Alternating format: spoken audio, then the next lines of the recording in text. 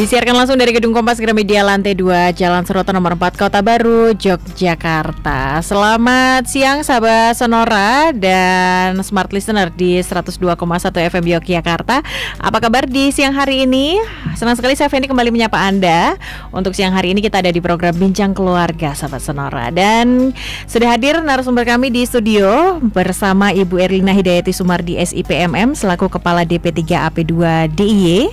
Selamat siang Ibu Erlina. Selamat siang Mbak Feni. Selamat siang juga sahabat Sonora dimanapun berada dan Smart Listener. Terima kasih Ibu sudah datang di siang hari ini dan berbincang-bincang kembali kita ya seputar tema di kesempatan siang hari ini. Dan juga bersama Pak Haji Kuswanto SIP selaku dari Komisi D DPRD DIY. Selamat siang Pak Kuswanto. Selamat siang Mbak Feni. Gimana kabarnya Pak? Baik ya Pak ya? Alhamdulillah kabar baik Mbak Feni. Baik. Sehat selalu. Dan juga sahabat Sonora, untuk tema kita di siang hari ini kita nanti akan berbicara dan juga berbincang seputar tema yaitu toxic parents dan hyper parenting. Nah, seperti apa perbincangan kami sahabat Sonora dan juga Smart Listener boleh bergabung di 0817 548 3200. Dan untuk memulai perbincangan kita nih Bu Erlina seputar toxic parents dan juga hyper parenting. Nah, ini mungkin boleh kita ceritakan dulu ya Ibu ya, toxic parents itu seperti apa, hyper parenting itu seperti apa supaya sahabat Sonora dan juga Smart Listener tahu nih apa yang kita perbincangkan di siang hari ini. Monggo silakan Ibu. Iya, menarik ya. Istilahnya aja menarik gitu. Menarik, toxic ya, Bu, ya? parent, orang tua yang toxic atau yang racun yang kayak apa. Betul. Sama yang hyper parenting tadi. Toxic parent sendiri karena ini juga sudah banyak viral gitu ya. Banyak diperbincangkan juga terutama di kalangan remaja bahkan ya. Betul. Di Twitter dan sebagainya, toxic parent. Orang tua saya ya toxic dan sebagainya gitu kan, banyak dicurhatkan gitu. Pada dasarnya toxic parent itu orang tua yang melakukan pola asuh yang keliru gitu ya. Kelirunya itu karena kemudian membuat tidak nyaman bagi anaknya gitu. Bahkan kemudian cenderung toksik atau beracun tadi. Artinya tidak lalu pola asuhnya itu menumbuh kembangkan anak, menumbuh kembangkan bakat minat juga secara optimal begitu, tapi malah justru kontraproduktif gitu. Sehingga membuat anaknya tidak nyaman dan bahkan anaknya kemudian menjadi tidak ngikut gitu ya. Tidak nurut gitu pada orang tuanya dan kadang-kala juga malah jadi malu dan sebagainya. Dengan tingkah laku orang tuanya di dalam mengasuh dirinya gitu. Jadi orang tua yang toksik gitu, itu tuh tanpa sadar melukai psikologis anaknya di dalam pola asuhnya begitu ya. Dan itu tadi secara diam-diam malah menjadi racun gitu ya, yang berdampak buruk pada tumbuh kembang anaknya gitu. Dan kemudian bisa mengakibatkan juga anaknya memiliki kepribadian yang bermasalah atau menyimpang gitu. Karena toksik tadinya itu apa yang dilakukan di dalam pola asuh orang tuanya yang membuat anak menjadi tidak nyaman dan kemudian menimbulkan masalah-masalah kesehatan mental gitu. Nah, luka-luka psikologis yang dialami anak itu kalau berlangsung terus-menerus gitu ya, itu akan berdampak pada perilakunya dan kemudian juga berdampak juga pada perilaku anak terhadap orang lain gitu ya. Bagaimana anak memperlakukan teman-temannya misalnya atau memperlakukan orang dewasa di sekitarnya. Kemudian juga seringkali menimbulkan masalah-masalah kesehatan mental yang bahkan kemudian sampai pada melakukan self harm gitu ya. Melukai diri sendiri. Dan yang lebih lagi kemudian ada bisikan-bisikan untuk bunuh diri gitu. Bahkan sudah sampai pada ada yang sampai bunuh diri gitu. Nah, ini dampak-dampak negatif dari pola asuh dari orang tua yang toksik tadi. Berakibat bukannya menumbuh kembangkan anak dengan baik begitu, tapi malah justru kontraproduktif gitu. Mengakibatkan dampak-dampak yang negatif bagi anak gitu. Dan itu kan pasti nanti berakibat juga pada orang tuanya, pada relasinya dengan orang tua dan sebagainya. Sehingga kemudian seringkali orang tua yang toksik itu ketika mendapat reaksi negatif dari anak begitu ya, itu kemudian cenderung menganggapnya sebagai pembangkang gitu. Betul. Suka ngelawan gitu. Dan kemudian malah cenderung kemudian lebih keras lagi melakukan pola asuhnya gitu. Dengan pendisiplinan yang keras, dengan instruksi-instruksi yang keras gitu, dengan perlakuan-perlakuan yang keras yang makin justru membuat kesehatan mental anaknya menjadi makin buruk gitu. Nah, orang tua yang toksik begitu ya, itu seringkali biasanya punya keinginan-keinginan pribadi gitu, keinginan orang tua yang dipaksakan terhadap anak gitu.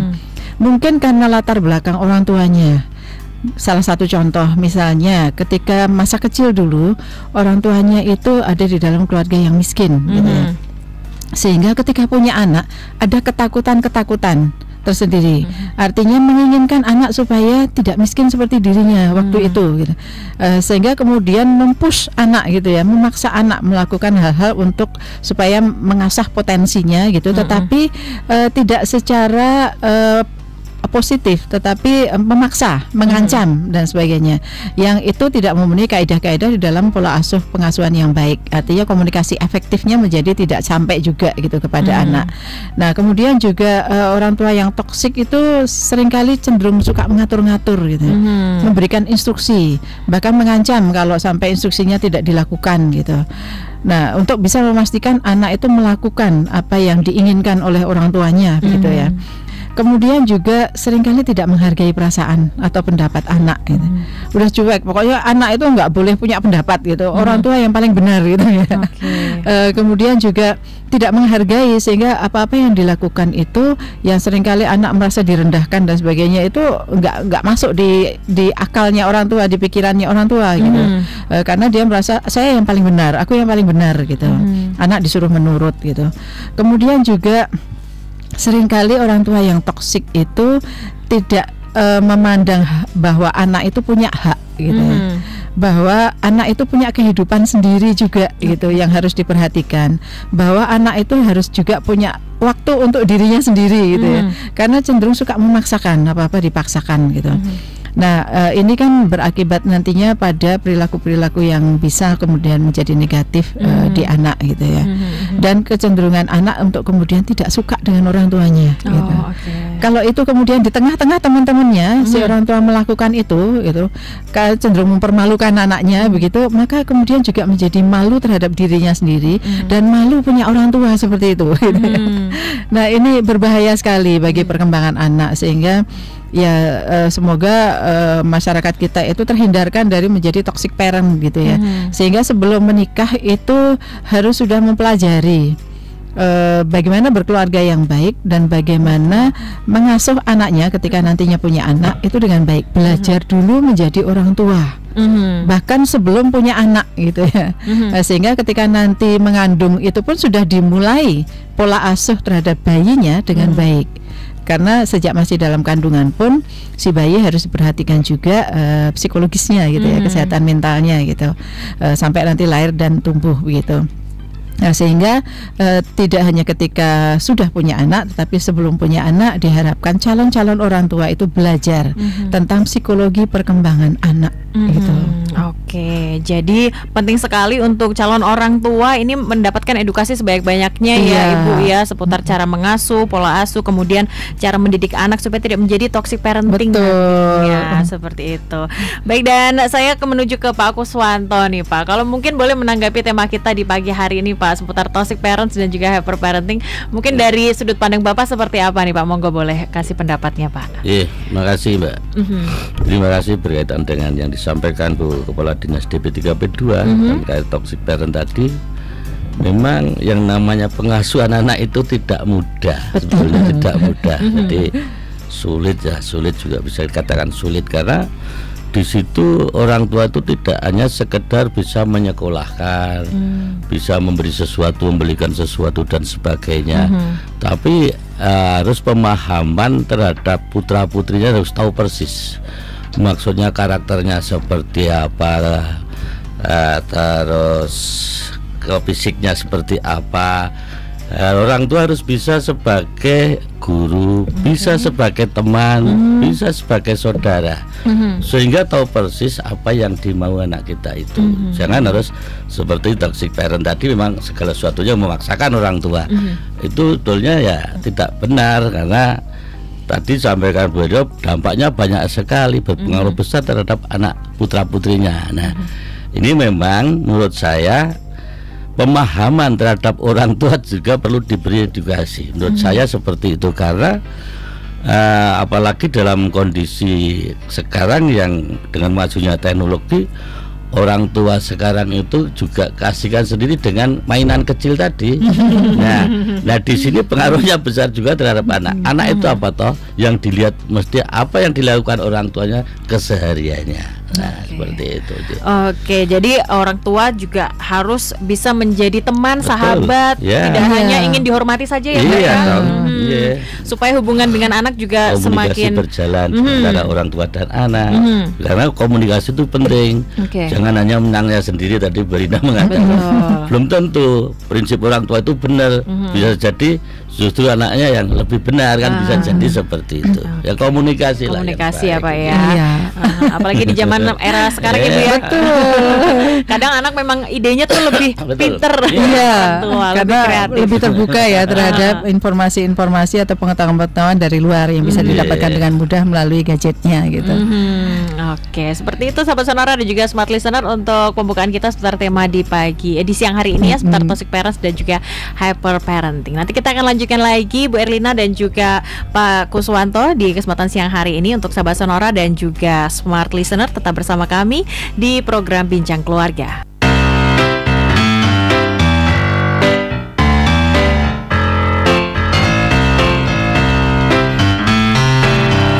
Baik sahabat Sonora dan juga smart listener, kita kembali lagi di Bincang Keluarga untuk siang hari ini seputar tema kita toxic parent dan juga hyper parenting. Dan kami juga masih menunggu untuk Anda yang ingin bergabung ya, untuk berdiskusi bersama kami di 081754832000 atau juga boleh telepon di 557762. Bu Erlina dan juga Pak Kuswanto, kita lanjut lagi seputar perbincangan kita. Kalau tadi kita baru membahas seputar toxic parent ya. Dan mungkin boleh kita beralih ke hyper parenting. Itu seperti apa sih Bu kalau hyper parenting itu Bu, monggo? Ya, hyper parenting itu ya parenting yang berlebihan ya. Hyper artinya penerapan pola asuh yang dilakukan oleh orang tua yang seringkali tidak disadari itu di luar kontrol gitu ya. Padahal memang tujuannya, meskipun itu tujuannya untuk kebaikan anak gitu ya, tapi seringkali di luar kontrol itu. Jadi seperti anak itu nggak boleh ada waktu untuk terlihat kurang sempurna gitu ya. Pokoknya anak itu harus selalu di dalam harapan yang sempurna, yang ideal tadi itu gitu. Tuntutan demi tuntutan dari orang tua kepada anak gitu, sehingga kadang-kala itu mengganggu mentalnya atau kondisi psikologisnya gitu ya. Pada dasarnya orang tua yang menerapkan hyper parenting itu ingin menyiapkan anak yang unggul gitu ya, di segala hal unggulnya itu, melalui berbagai aktivitas lah, les lah, mungkin bimbel-bimbel, kemudian juga kursus-kursus dan sebagainya, dan benar-benar berdedikasi untuk kemudian menjadi yang terbaik begitu, yang unggul tadi. Nah, ortu yang menerapkan pola hyper parenting itu umumnya merasa kalau mereka itu harus menyiapkan anaknya itu sedini mungkin untuk mengembangkan bakat minat potensinya gitu ya, sedini mungkin ya, jangan sampai ada celah untuk tidak melakukannya gitu. Dengan harapan supaya nantinya maksimal hasilnya gitu, optimal gitu, sedini mungkin tadi, dan kemudian anaknya itu juga kemudian menjadi unggul terus di mana-mana gitu, terlihat unggul dibanding lain-lainnya, kemudian juga suka membandingkan gitu, memperbandingkan dengan anak lainnya gitu, sehingga si anak kadang-kala kemudian menjadi tertekan gitu. Karena dituntut terus begitu, banyak aktivitas yang kemudian menjadikan waktu luangnya itu tidak ada gitu ya, untuk dirinya sendiri, untuk santai sedikit aja menjadi nggak ada gitu, karena harus mengikuti berbagai macam aktivitas yang diharuskan oleh orang tuanya. Nah, itu yang kemudian bisa mengakibatkan kesehatan mental yang terganggu, bahkan juga ke kondisi fisik yang terganggu juga. Padahal kan anak itu kan sedang dalam masa tumbuh kembang gitu ya, baik fisik maupun mentalnya gitu. Bahkan ketika dibladek istilahnya kalau orang Jawa ya, dengan berbagai macam aktivitas, les, kursus dan sebagainya, itu menjadi kurang untuk bisa menumbuhkan fisiknya gitu, tidak hanya yang kesehatan mental. Nah, jadi kerugiannya banyak sekali bagi anak gitu, yang kadang-kala orang tua itu nggak sadar bahwa sudah jelomprong ke malahan gitu ya, anak-anaknya itu dengan tuntutan-tuntutan yang tinggi tadi. Nah, biasanya juga itu karena sama seperti toxic parent tadi ya, ketakutan orang tua gitu, nantinya anak itu tidak memiliki masa depan yang baik gitu ya, sehingga kemudian ya dipaksa untuk ikut ini ikut itu tadi, dengan harapan si orang tua itu tidak hanya harapan tetapi kemudian percaya penuh gitu bahwa apa yang dilakukannya itu demi masa depan anak. Nah, katanya demi masa depan, tetapi belum tentu itu baik bagi anaknya gitu.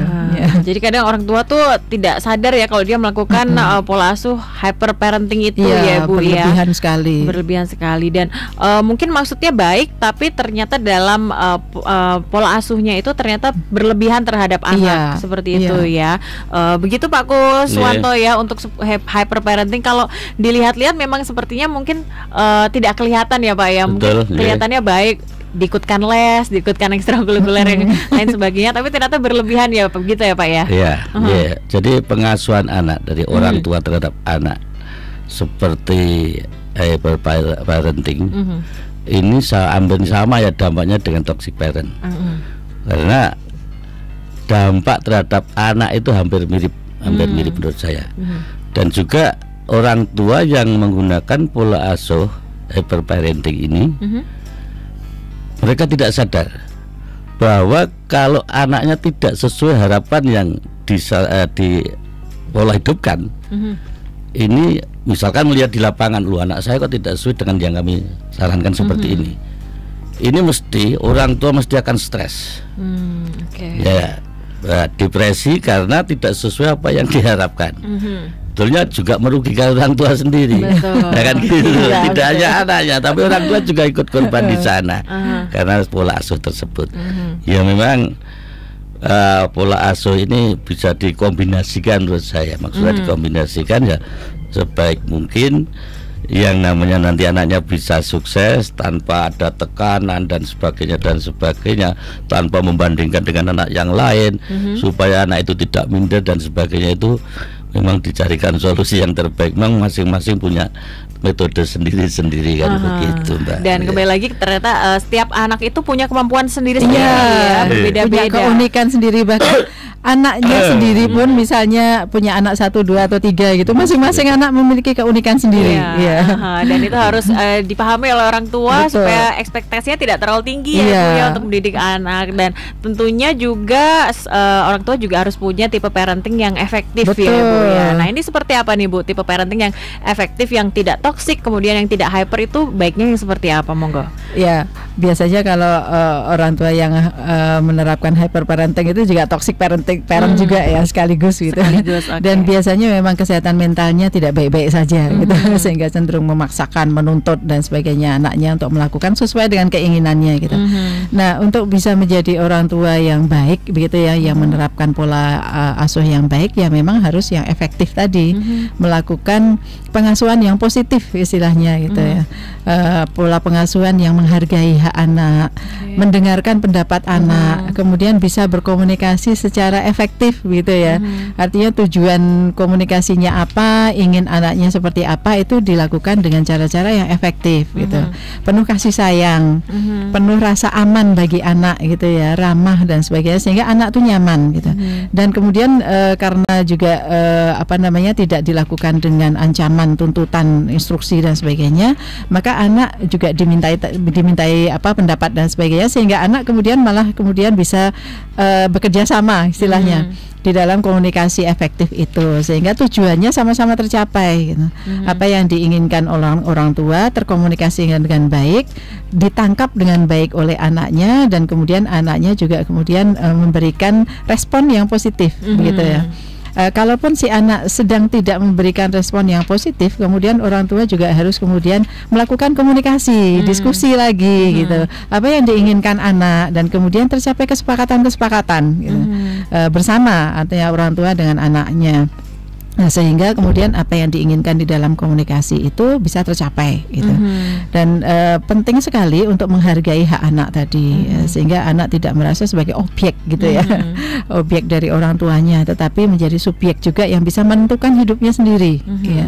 Itu penting, sehingga kalau anak itu diajak bicara, kemudian ditanya juga apa yang diinginkannya, menentukan pilihan-pilihannya dengan disepakati dengan orang tuanya juga, maka kecenderungan anak kemudian bisa mengikuti dan bisa mandiri gitu ya, dan bertanggung jawab terhadap pilihan-pilihannya tadi yang sudah koordinasikan istilahnya ya, yang dirembuk dengan orang tuanya. Nah, rasa bertanggung jawab ini menjadi penting gitu, sehingga anak melakukan sesuatu itu tidak dengan terpaksa, tetapi dengan kesadaran sendiri dan bertanggung jawab terhadap apa yang dilakukannya. Nah, seringkali kita lihat kan ada perilaku-perilaku anak yang tidak bertanggung jawab, yaitu karena pola pengasuhannya yang tidak benar gitu, cenderung memaksakan dan tidak menghargai hak anak. Kemudian juga pengasuhan yang positif itu membuat anak tidak menjadi rendah diri. Jadi self esteemnya baik begitu, karena orang tua juga berkomunikasinya juga secara baik, memperhatikan benar apa yang membuat anaknya malu misalnya, apa yang membuat anaknya kemudian berani menyampaikan pendapat, berani tampil, berani bersosialisasi dan sebagainya, itu didukung dengan penuh. Dan fasilitas dari orang tua juga penting, misalnya dari sejak kecil membiasakan untuk bermain dengan anak, artinya ada fasilitas-fasilitas untuk bermain dengan anak, membaca bersama atau membacakan dongeng atau mendongeng begitu ya. Kemudian juga melakukan hypnoparenting gitu ya, melalui istilahnya adalah hipnotis, tapi hipnotis positif begitu. Sehingga di waktu-waktu tertentu kemudian tersampaikan komunikasinya terhadap anak dengan cara yang lebih efektif gitu. Artinya anak itu bisa menurut dengan cara-cara komunikasi yang efektif gitu. Tetapi juga jangan lupa anak juga punya pendapat, sehingga itu juga harus dihargai. Oke, demikian sahabat Sonora dan juga smart listener. Jadi intinya adalah komunikasi, dan tentunya sebagai orang tua harus sabar ya Ibu ya untuk menghadapi anak. Dan nanti kita lanjutkan lagi Bu Erlina dan juga Pak Kuswanto di kesempatan siang hari ini. Kita jeda sejenak dulu untuk tanda waktu pukul 12:30. Tetap bersama kami.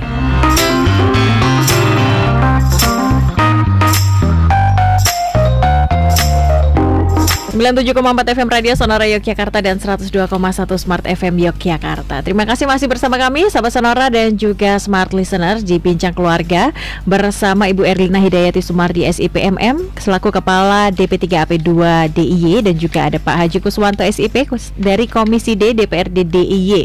Kita masih bahas seputar tema toxic parent dan juga hyper parenting untuk siang hari ini, dan kita coba jawab pertanyaan yang sudah masuk ya Ibu Erlina di siang hari ini. Dan selamat siang, ini saya ucapkan kepada Ibu Tina di siang hari ini. Nah, apa tanggapan Bapak dan Ibu nih terhadap orang tua yang tidak mau meminta maaf kepada anaknya ketika orang tua salah? Sayangnya orang tua ini merasa tidak salah gitu. Monggo silakan. Banyak ya seperti itu gitu. Karena merasa orang tua itu lebih pengalaman gitu, sudah makan asam garam gitu ya, sehingga merasa lebih tahu apapun daripada anaknya gitu. Anaknya apa sih gitu kan, belum tahu apa-apa gitu. Nah, seringkali kemudian memaksakan kehendak dan sebagainya yang membuat tidak nyaman anak, bahkan anak sampai kemudian nangis gitu ya. Kemudian ada anak yang kemudian bisa menyampaikan pada orang tuanya ketidaknyamanannya gitu, tapi ada anak yang bisanya cuma diam aja karena kalau ngomong takut dimarahin gitu ya. Kadangkala ada anak-anak yang bisa menyampaikan ketidaknyamanannya, artinya menyampaikan bahwa orang tuanya itu salah gitu, memperlakukan dia seperti itu. Tetapi reaksi dari orang tua juga bermacam-macam ya. Ada yang orang tua yang tadi itu tidak merasa salah kok, jadi cenderung menyampaikan terus pembenaran dari apa yang dilakukannya kepada anak gitu, walaupun si anak sudah menyampaikan gitu ketidaknyamanannya gitu. Nah, ini kan nantinya kalau tidak tercapai kata sepakat kan akan menimbulkan itu tadi ketidaknyamanan komunikasi berikutnya gitu ya. Nah, ada kalanya orang tua itu harus duduk bersama si anak gitu, mencari tahu apa yang diinginkan dan apa pendapat anak terhadap apa yang dilakukannya gitu. Ketika anak menyampaikan, ya dipelajari gitu. Harus ada empatinya gitu ya kita gitu. Apa yang sedang dialami anak, bagaimana lingkungan pergaulan anak dan sebagainya, sehingga bukan kacamata kita yang dipakai gitu ya, tetapi dari kacamata anak seperti apa gitu. Karena kan berbeda ya cara orang tua melihat sesuatu dengan bagaimana anak merasakannya di dalam lingkungannya yang berbeda dengan lingkungan orang tuanya gitu ya. Nah, sehingga penting untuk mendengarkan apa pendapat anak. Dan kalau kemudian memang ternyata orang tuanya yang keliru gitu ya, kalau tidak menyebutkan sebagai salah gitu, keliru ya akui saja. akui bahwa apa yang dilakukannya itu tidak tepat istilahnya ya. Orang tua kan kadang nggak mau disalahkan gitu, nggak mau dianggap keliru gitu. Tetapi akuilah bahwa tidak tepat. Mungkin tidak tepat waktu, mungkin tidak tepat tempat gitu ya, tidak tepat kondisi gitu ketika menyampaikan atau ingin anaknya melakukan sesuatu gitu. Bahkan mungkin itu keinginan yang baik gitu, tapi tidak tepat waktu, tidak tepat kondisi, tidak tepat apapun gitu. Nah, dengarkanlah anak gitu, dan akuilah gitu, dan kemudian berdiskusi kembali dengan anak. Kalau misalnya mama atau ayah gitu ya, menginginkan seperti ini, menurutmu yang paling tepat itu kapan gitu ya, supaya si anak juga menyampaikan. Sebetulnya kadang-kala kan terjadi dialog ya, si anak kemudian menyampaikan sebetulnya aku tuh nggak apa-apa loh, misalnya mama menginginkan gini atau gitu, tetapi waktunya aja, jangan sekarang gitu, nanti kalau aku udah gini atau gitu, atau nanti ketika aku ada di mana gitu dan sebagainya. Nah, itu penting untuk dikomunikasikan. Jangan memaksakan kehendak gitu. Dan kalau sudah terjadi dan ternyata tidak tepat tadi, ya minta maaf lah gitu. Bukan sesuatu yang salah kok, bukan sesuatu yang dosa ya, orang tua meminta maaf pada anak gitu. Sehingga anak juga merasa dihargai pendapatnya. Oke, demikian untuk Sahabat Sonora tadi yang sudah bergabung. Dari Pak Kusanto mungkin mau menanggapi Pak seputar orang tua yang mungkin susah untuk meminta maaf nih Pak kepada anaknya. Orang tua yang susah meminta maaf kesalahannya terhadap anak. Ini bisa terjadi karena orang tua itu dulu juga pernah kecil, Mbak. Mungkin pengasuhannya orang tua ini juga mungkin tidak benar, sehingga diterapkan dalam mengasuh anaknya, padahal itu salah besar. Nah, di mana bentuk kasih sayang terhadap anak tadi? Kapan memberikan apresiasi terhadap prestasi anak? Ini tidak pernah diakui oleh orang tua tersebut, sehingga ini maka di depan saya sampaikan edukasi terhadap orang tua juga penting. Kan gitu. Sehingga anak tidak hanya jadi korban terus. Jadi yang namanya mana nanti akan berdampak kepada psikis, depresi, justru malah takut dengan orang tua. Ini jangan sampai terjadi menurut saya ke depan. Karena yang namanya anak-anak kita, putra putri kita ini kan 20 tahun ke depan itu sebagai generasi penerus bangsa, kan gitu. Harus dilandasi pengelolaan atau pengasuhan anak yang betul-betul anak itu bisa bermanfaat di masa depannya, kan gitu. Dan tentunya mungkin sebagai orang tua yang mengaplikasikan hyperparenting itu inginnya anak menjadi anak yang sukses, berhasil, tapi berlebihan gitu ya Ibu ya. Lalu bagaimana supaya orang tua ini mempunyai pola asuh yang tepat supaya anak juga tetap berprestasi tapi anaknya juga happy, enjoy gitu. Seperti apa Bu tipsnya nih Bu? Ya, pertama komunikasi ya, komunikasi yang efektif tadi gitu kepada anak gitu. Kemudian tidak punya ekspektasi ya berlebihan gitu ya, tetapi dikomunikasikan dengan anak gitu. Apa yang diinginkan orang tua, apa yang diinginkan anak, kemudian gadok gitu ya di mana. Kemudian orang tua juga harus mengelola emosinya dengan baik. Istilahnya kalau kita itu kalau berhadapan dengan anak itu, orang dewasa itu harus selesai dengan dirinya sendiri dulu gitu ya. Jadi tidak membawa beban-beban masalahnya gitu ketika kemudian berkomunikasi dengan anak. Itu berlaku untuk orang dewasa manapun gitu ya, orang tua terhadap anak, guru terhadap murid, ya, orang dewasa terhadap anak-anak di lingkungannya gitu. Ya seperti itu. Artinya karena anak ini kan dalam kondisi psikologis yang sedang berkembang dalam masa pancaroba di fase-fase perkembangan tertentu gitu ya. Ada yang memang dalam masa misalnya di fase remaja gitu yang sangat kadang-kadang aneh gitu ya, sulit untuk diatur, sulit untuk dimengerti dan sebagainya. Nah, kondisi-kondisi psikologis itu yang harus dipahami oleh orang dewasa. Dan penting sekali untuk jangan emosi ketika menghadapi anak-anak gitu ya. tapi pelajari dengan benar gitu. Jadi memang kita harus belajar, orang-orang dewasa itu harus belajar tentang psikologi perkembangan anak. Wajib sekali ya untuk belajar, sehingga kita tahu dalam kondisi sedang apa sih gitu, situasi psikologi seperti apa sih anak-anak itu gitu. Sehingga kita masuknya nanti untuk berkomunikasi juga tepat sesuai dengan kondisi psikologis anak gitu. Jadi anak balita berbeda nantinya dengan anak remaja. Anak remaja awal pun berbeda dengan anak remaja akhir gitu ya. Nah, cara-cara kita berkomunikasi dengan mereka juga berbeda-beda tadi. Nah, tergantung dari kondisi psikologi si anak. Kemudian juga orang tua harus bisa menilai dirinya sendiri ya, termasuk toxic parent atau tidak gitu, termasuk hyper parenting tadi atau tidak gitu. Apakah suka cemas berlebihan gitu, membayangkan anaknya nanti jadi apa gitu ya, masa depannya seperti apa sampai nggak bisa tidur mikirkannya gitu kan. Nah, itu juga harus kita teliti, kita nilai diri sendiri. Apakah termasuk orang tua yang seperti itu? Kalau itu kan berarti nantinya bisa menjadi toxic parent, bisa hyper parent juga gitu. Kemudian apakah suka ngawasin anaknya berlebihan juga, ngikutin terus kemana anaknya ada gitu, ditelepon di WA terus gitu, untuk memastikan anaknya kondisinya baik-baik aja terus gitu. Nah, anak merasa terawasi, terus ada CCTV yang ngikuti terus kemana-mana gitu ya. Nah, itu juga berlebihan namanya, membuat anak juga tidak nyaman dan tidak dipercaya gitu ya.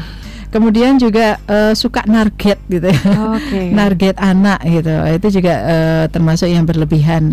Kadangkala biarkan anak itu punya targetnya sendiri, gitu, punya waktunya sendiri gitu, menikmati masa santai waktu luangnya misalnya, nggak ditarget ini itu terus gitu. Kemudian juga jangan suka maksakan kehendak tadi, ya, semuanya harus bisa dikomunikasikan gitu. Jadi anak-anak juga kadangkala butuh untuk waktu bagi dirinya sendiri, santai sejenak, dolan atau apa, atau melakukan hal-hal yang kadangkala kita anggap receh gitu, nggak manfaat gitu, nggak faedah banget sih gitu. Tapi nggak apa-apa, nggak apa-apa ya. Karena anak juga butuh waktu untuk dirinya sendiri. Oke, demikian sahabat Sonora untuk penjelasan dari Bu Erlina, dan nanti kita lanjut lagi Bu Erlina dan juga Pak Kuswanto. Untuk siang hari ini masih ada satu sesi terakhir dan ada beberapa pertanyaan juga yang belum terjawab. Sahabat Sonora dan juga Smart Listener, tetap bersama kami di 97,4 FM dan 102,1 Smart FM Yogyakarta.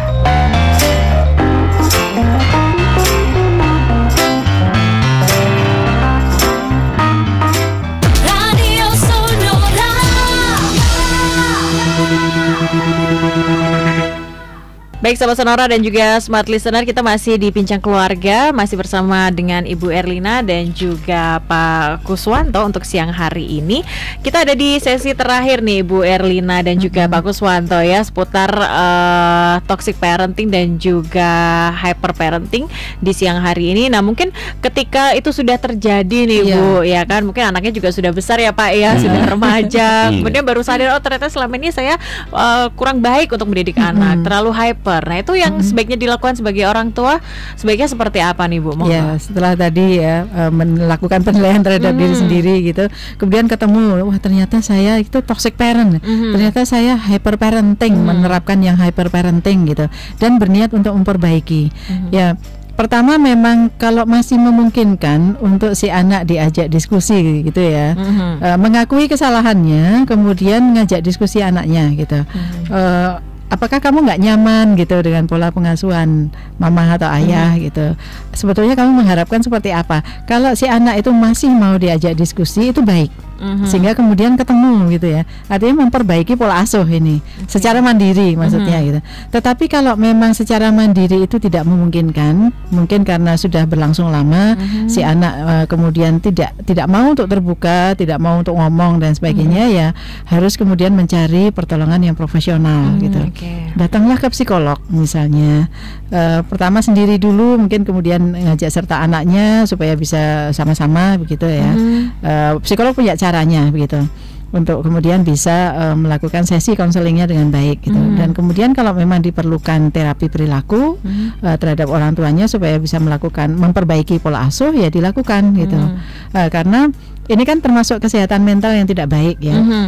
Nah, sehingga perlu untuk disembuhkan istilahnya gitu. Nah, disembuhkan itu bisa jadi harus melalui terapi, misalnya terapi perilaku atau terapi psikologis. Ya, lakukanlah gitu sampai kemudian sama-sama nyaman dengan anaknya gitu. Dan tujuannya di dalam pengasuhan itu tercapai dengan cara yang baik gitu ya. Pengasuhan yang positif gitu. Oke, dan mungkin juga beberapa orang tua masih menganggap kalau pergi ke psikolog itu suatu hal yang aneh. Iya, begitu betul. ya, Itu yang disayangkan. Padahal kita kalau sakit fisik itu sedikit aja minta obat ya, cari obat ke apotek, ke puskesmas, ke rumah sakit bahkan gitu ya, cari pertolongan medis gitu. Tapi sakit mental kenapa kok didiamkan ya kecenderungannya? Padahal di banyak puskesmas juga sudah ada psikolognya.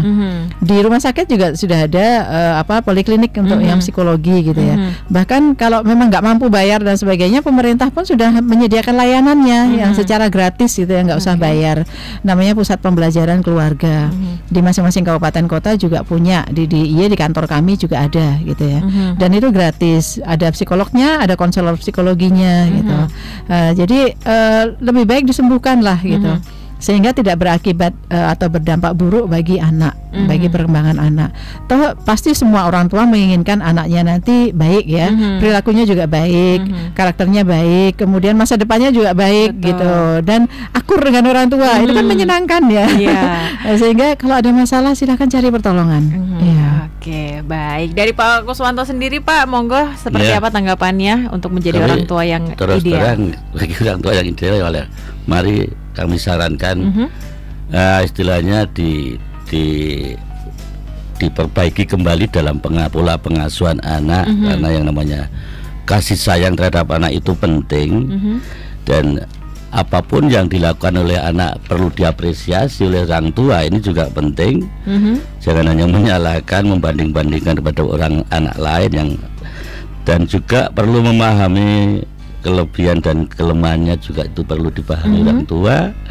Terkait juga untuk memancing rasa keingintahuan, latih dalam kemandirian, dan juga jangan sekali-kali orang tua itu memberi iming-iming istilahnya, janji iming-iming terhadap anaknya yang berprestasi, sehingga tidak tertanam anak itu. Kalau di situ sering diiming-imingi, nanti akan tertanam di benaknya kalau sudah nanti bekerja akan selalu berharap akan suap. Ini hampir sama dengan suap iming-iming itu. Ini jangan sampai seperti itu. Nah, kalau memberi ribet, oke lah, memberi ribet itu ya tidak harus barang. Itu seperti dipeluk, dicium dan sebagainya, itu kan juga ribet. Seperti itu. Jangan salah istilahnya memberi ribet dan mengasuh anak secara keseluruhan. Saya rasa itu, Mbak. Iya. Kayaknya kita semua pengen begitu ya, Pak, anak-anak kita gitu. Supaya tidak menjadi generasi strawberry juga, Mbak. Ya, yang bagus gitu ya, tampak bagus apa-apanya gitu, tetapi ternyata cepat melenyek. Gitu. Kena tekanan sedikit, kena hambatan sedikit, gitu sudah patah hati, patah harang gitu, bahkan kemudian self harm atau bunuh diri. Itu kan tidak kita harapkan ya. Kita inginnya punya anak-anak itu ya yang generasi yang tangguh gitu, yang tahan banting istilahnya gitu. Dan tentunya menghindari toxic parenting tadi dan juga hyper parenting. Semoga harapannya juga terjadi keselarasan dalam keluarga ya Bapak ya dan Ibu ya. Dan juga tentunya endingnya nanti juga sebagai suatu pencegahan untuk terjadinya kenakalan anak yang ada di jalanan yang mungkin sekarang sedang marak ya Bapak dan Ibu ya. Dan itu adalah topik yang menarik yang nanti akan kita bahas lagi Bu selama 1 jam ke depan. Jadi sahabat Sonora dan juga smart listener tetap bersama kami, masih ada perbincangan lain dengan tema menarik seputar pengasuhan positif untuk mencegah kenakalan anak di jalanan. Terima kasih untuk waktunya untuk Pak Kuswanto dan juga Bu Erlina. Terima kasih atas ilmu yang sangat bermanfaat di siang hari ini. Sahabat Sonora dan juga smart listener tetap bersama kami di 97,4 FM Radio Sonora Yogyakarta dan 102,1 Smart FM Yogyakarta.